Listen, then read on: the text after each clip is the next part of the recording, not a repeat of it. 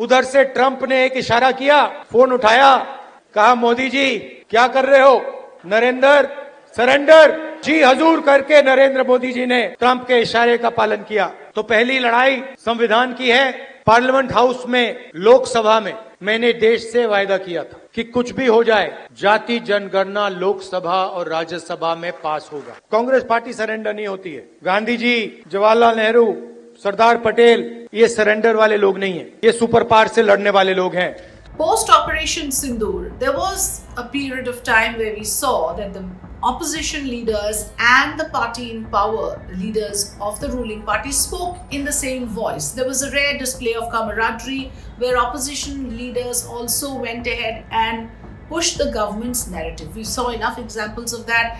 And yes, the multi-party delegations who are in various countries across the world pitching for India's position vis-a-vis Pakistan, eliciting diplomatic support against Pakistan, all of that shows that when it comes to Pakistan, the parties blur their differences, the differences are blurred, and the parties come together for a greater national cause. But this has not lasted very long. Yes, we did see the opposition party leaders, Shashi Tharoor chief among them, leading the government's narrative. In fact, it was said that he is doing a better job of putting forward the government's point of view than any leader of the BJP. Salman Khurshid also was seen and heard, actually putting forward the Prime Minister's message and the government's narrative. Asaduddin Owaisi is another one of them. But now it seems Rahul Gandhi has realized that thus far and no further, because this can't just go on. And hence the statement that has now come, which has grabbed headlines about Narendra surrender. What he means is that Trump has picked up the phone and called up Narendra Modi saying, "Hi, how are you doing?" And then he goes, "Narendra, surrender." And Mr. Modi decided to surrender. Listen into this soundbite. BJP RSS वालों को अब मैं अच्छी तरह जानता हूं। इन पर थोड़ा सा दबाव डालो, थोड़ा सा धक्का मारो, डर के भाग जाते हैं ये लोग। जैसे उधर से ट्रंप ने एक इशारा किया, फोन उठाया, कहा मोदी जी क्या कर रहे हो,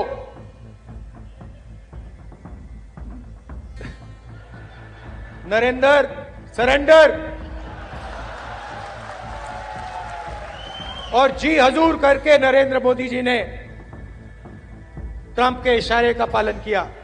But then it's not just about this, it's also about how Rahul Gandhi is now getting very conscious that he needs to keep the lines demarcated. The lines cannot be allowed to blur for a very long time. For a while it was okay to blur the party differences, come together as one for a larger national cause. But like I said, that couldn't be allowed to stay on for too long, or that situation could not be allowed to persist, because obviously, he had to then consolidate his position as an opposition leader who has to be seen as somebody who stands against Mr. Modi. And therefore, now he goes to great lengths to establish that actually the ceasefire was called at the behest of the United States. And to this, the BJP leaders, of course, goes, the off-beaten track where the BJP says this is Rahul Gandhi's sympathy towards Pakistan. He's been a Pak sympathizer and his heart lies with Pakistan, quote unquote, is the kind of statements that we see from leaders of the BJP, from one of their spokespersons who said this, Mr. Pradeep Bhandari. And this is now making headlines. This is your Free Press Journal, which also has taken up this story in a big way. You can read it in the newspaper, in the Nation page. What I'm trying to say here is Rahul Gandhi is back in the front lines, attacking Mr. Modi for various things. The Narendra surrender has got headline potential, and whoever has written that for him, or he thought of it himself, I don't know, but he knew that would grab headlines. So he's learning certain tricks of the trade in terms of politics to pitch the right words which can grab attention. And like I said, as I showed you the headline here, he succeeded in that. And a lot of these thumbnails you will see on YouTube using those words. So clearly that has gathered benefits for him. He's been able to get some advantage out of that statement, at least getting noticed and getting reported. But it's not just that. He's again trying to draw the lines clearly as how he stands opposed to the BJP, and he brings up the caste census. This is the other emotive issue that he wants to play with. Listen into what he said when he talks about how Bihar did a caste census and how Telangana did. So there's these two models of caste census that he talks about. Listen into this. तो पहली लड़ाई संविधान की है। एक तरफ हम Congress party, हमारी विचारधारा, और दूसरी तरफ आरएसएस जो संविधान के खिलाफ खड़े।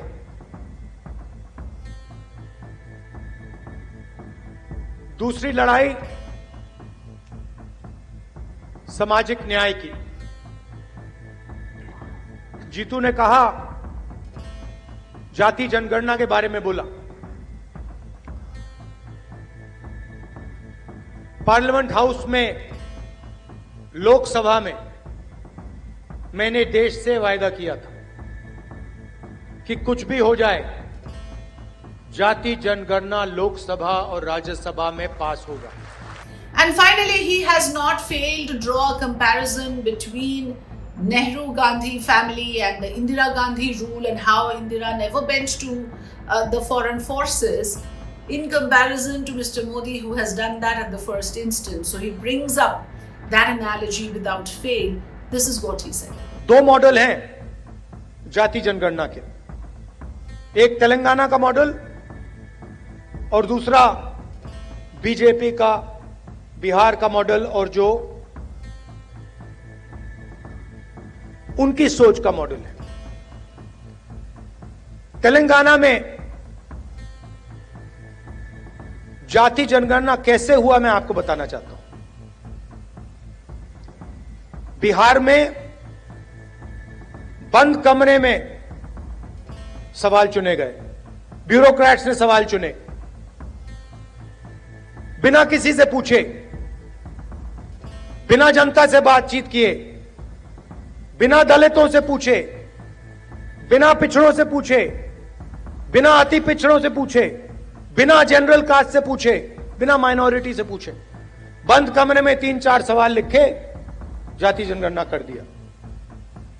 तेलंगाना में हमने लाखों लोगों से सवाल पूछा, दलितों के संगठनों से, आदिवासी के संगठनों से, उनके नेताओं से, और हमने उनसे पूछा कि देखिए, हम जाति जनगणना करने जा रहे हैं, सर्वे करने जा रहे हैं, आप इस सर्वे में कौन से सवाल चाहते हो।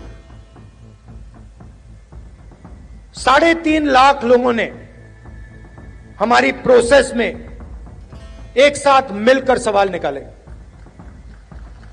और उसके बाद बिहार में सेल्फ रिपोर्टिंग था। अगर आप बोलना चाहते हो तो बोलो, नहीं बोलना चाहते हो तो नहीं बोलो। तेलंगाना में हर व्यक्ति, हर परिवार के घर में सरकार के ऑफिसर्स गए और उन्होंने उनसे सवाल पूछे।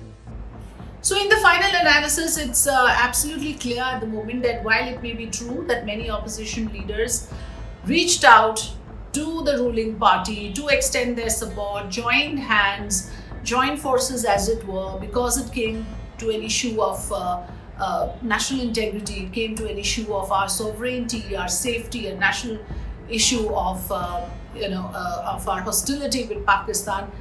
But then Rahul Gandhi has realized that it is time again to separate themselves from the BJP, and one cannot be seen for a very long time to be towing the government line. And perhaps that's the reason he has come up with this speech, and that was perhaps the entire idea of making it emphatic and making it clear that the Congress party stands opposed and has very different ideology. It is a game of ideology, and this is what he says right at the opening of his speech, and let's play that out as well for a bit, where he says दो तरह की लड़ाई है, एक संविधान की लड़ाई, the fight for protection of the constitution, और एक लड़ाई social justice की, which of course he means his battle for the caste census. जैसे उधर से ट्रंप ने एक इशारा किया, फोन उठाया, कहा मोदी जी क्या कर रहे हो?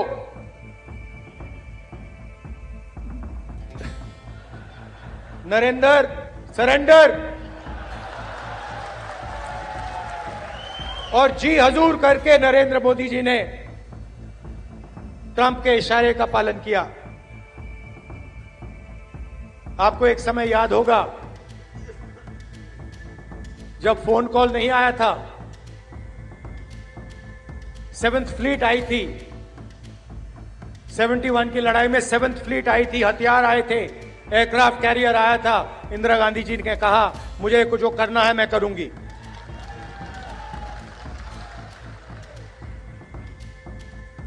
ये फर्क है, इनका कैरेक्टर है। ये सारे के सारे ऐसे हैं। आजादी के समय से सरेंडर वाली चिट्ठी लिखने की आदत है। 1 सेकंड में थोड़ा सा दबाव पड़े, भैया ये लो। हाँ, तो ये इनका कैरेक्टर है। कांग्रेस पार्टी सरेंडर नहीं होती है। गांधी जी, जवाहरलाल नेहरू, सरदार पटेल, ये सरेंडर वाले लोग नहीं हैं। ये सुपर पावर से लड़ने वाले लोग हैं। Thanks for watching.